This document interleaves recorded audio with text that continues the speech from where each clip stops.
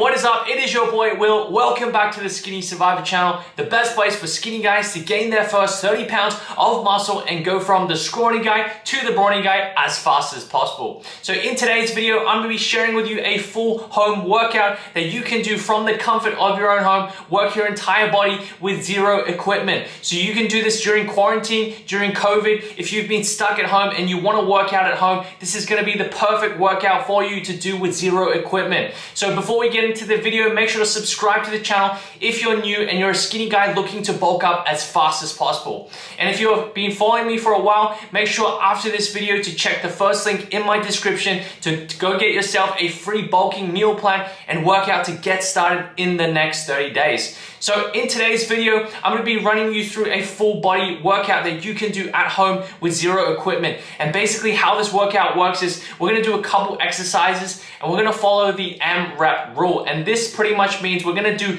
3 sets of each exercise and we're going to do as many reps as possible. So you're going to see in this workout, you're going to do as many reps as possible, go to failure and really train those muscles really hard. So I don't want to talk too much about this workout, so let's get straight into it.